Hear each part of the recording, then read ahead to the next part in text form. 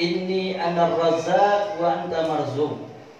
Allah Subhanahu wa taala mengatakan, wahai anak cucu Adam, dengarkan kata Allah Subhanahu wa taala, sesungguhnya aku ini adalah Razzaq, pemberi daripada rezeki, dan kalian ini adalah marzuq, yang aku beri, kata Allah Subhanahu wa taala.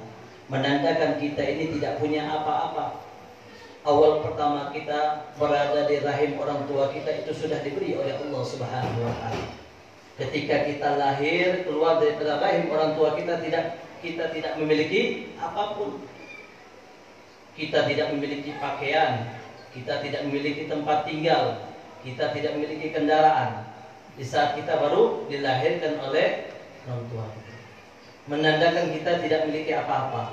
Siapa yang memberi rezeki tersebut? Yaitu Allah Subhanahu wa taala, sehingga sekarang ini kita bisa berpakaian, sehingga kita sekarang ini bisa bertempat tinggal, sehingga kita sekarang ini bisa naik kendaraan. Itu semua pemberian dari Allah Subhanahu wa taala.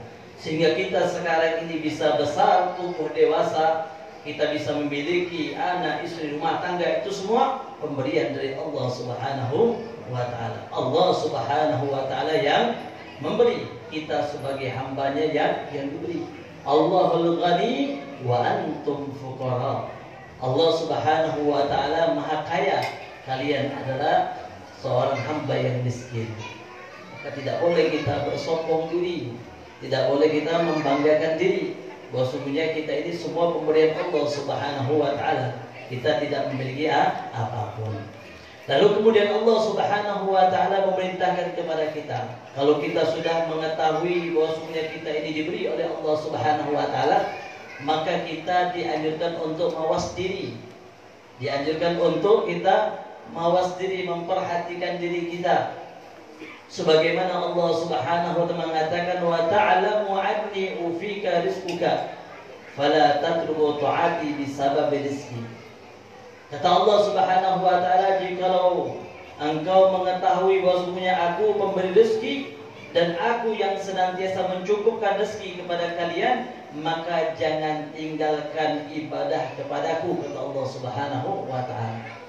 Kalau orang itu berakal, dia mempunyai rasa malu kepada Allah Subhanahu wa taala, maka dia pasti berpikir bahwa sesungguhnya kalau Allah yang senantiasa selalu memberi rezeki kepadanya, kenapa dia harus meninggalkan daripada perintahnya Allah Subhanahu wa taala?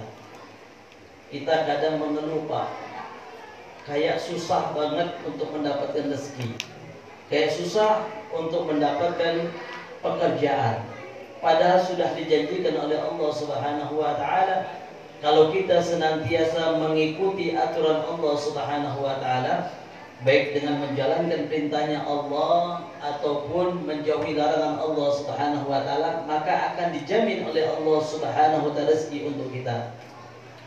Khalaqtuka fil ibadati fala tal'ab wa dhamantuka rizquka fala tat'ab. Satu hadis qudsi mengatakan, aku ciptakan kalian untuk ibadah kepadaku, kata Allah Subhanahu wa taala. Khalaqtuka fihil ibadah, aku ciptakan tujuan kalian di muka bumiku untuk ibadah. Jadi tujuan utama kita apa? Ibadah kepada Allah Subhanahu wa taala. Khalaqtuka fil ibadati fala tal'ab. Jangan main-main dengan ibadah kepadaku. Jangan kita kadang ketemu jamnya saja. Masuk duhur, ketemu duhur sholat, lewat asar tidak sholat misalnya. Ketemu maghrib sholat, isyaknya lupa. Nah ini sama saya mempermainkan daripada kewajiban yang diwajibkan oleh Allah Subhanahu wa taala. Maka kalau kita tidak mempermainkan daripada apa-apa yang sudah diwajibkan oleh Allah Subhanahu wa taala di dalam taat kepada Allah, maka Allah akan menjamin daripada rezekinya kita tanpa susah payah. Khalaqtuka fil ibadati fala tal'ab wa dhamantuka rizquka fala tat'ab. Allah Subhanahu wa taala akan menjamin rezeki kepada kita tanpa susah payah. Mau Pak, rezekinya tidak seret. Mau rezekinya tidak susah payah. Satu aja. Jalankan perintahnya Allah, jauhi larangan Allah Subhanahu wa taala, insyaallah rezekinya tidak akan susah payah. Ini daripada satu amalan, satu solusi untuk kita hidup bahagia di dunia maupun di akhirat. Ma'asyiral hadirin wal hadirat dirahmati Allah Subhanahu wa taala. Rezeki yang kita dapatkan ini terbagi menjadi dua bagian. Ada rezeki secara hissi, ada rezeki secara maknawi. Kalau rezeki secara hissi semua bisa kita dapatkan, baik orang yang taat ataupun tidak taat, baik orang yang mukmin ataupun yang tidak mukmin.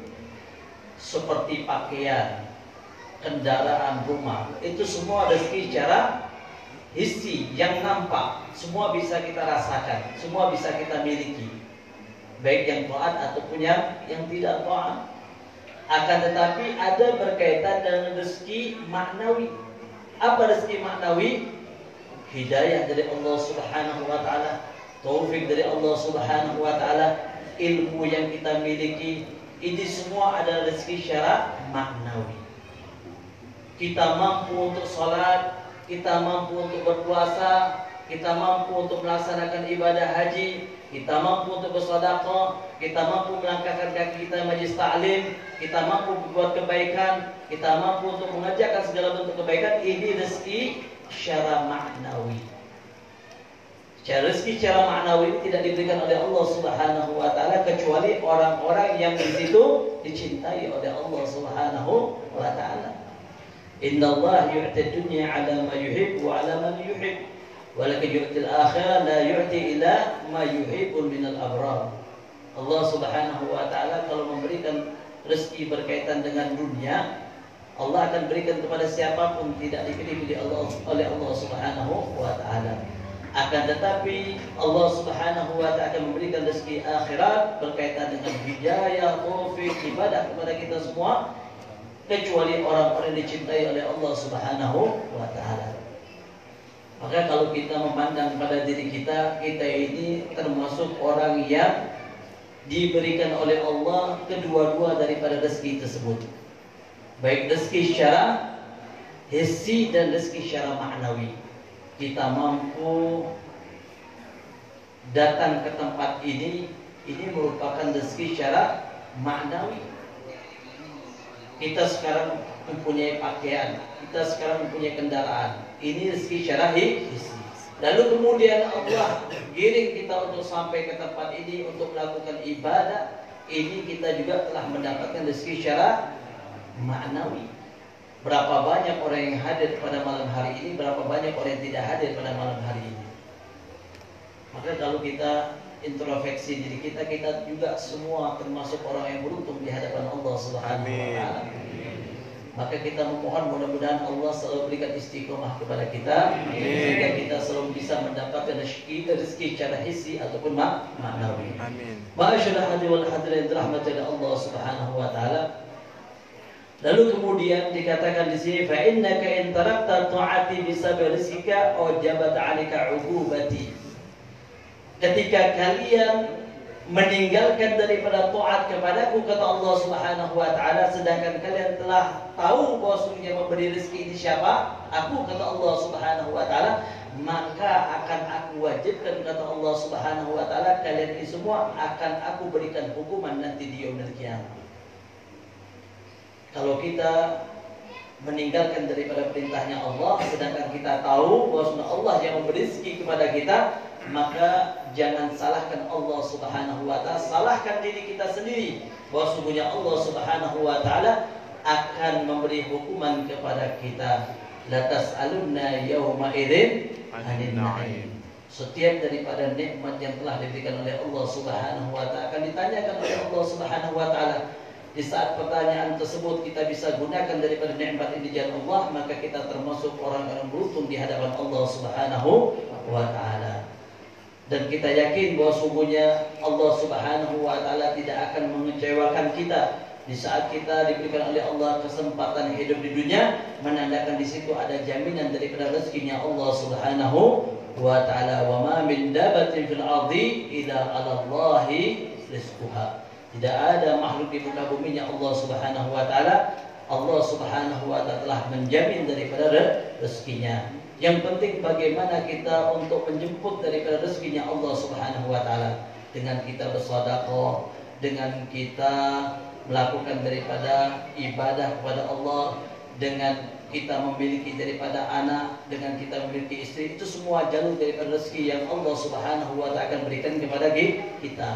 Maka perhatikan daripada jalur ataupun perantara untuk sampai rezeki tersebut kepada kita. Intinya jikalau seseorang itu mengikuti aturan Allah dengan sebaik-baiknya, di situ ada rezekinya Allah Subhanahu wa Ta'ala untuk kita. Di saat orang itu tidak menggunakan dengan sebaik-baiknya perintahnya Allah, maka di situ juga ada hukuman dari Allah Subhanahu wa Ta'ala. Maka sebagaimana di sini dikatakan bahwa sungguhnya 5 perkara yang telah disebutkan oleh Nabi sallallahu alaihi wasallam, jikalau kita menjaga dengan sebaik-baiknya, maka kata Nabi, walakal jannah, kalian ada jaminan dari Allah Subhanahu wa Ta'ala untuk memasuki daripada surganya Allah Subhanahu wa Ta'ala. Mudah-mudahan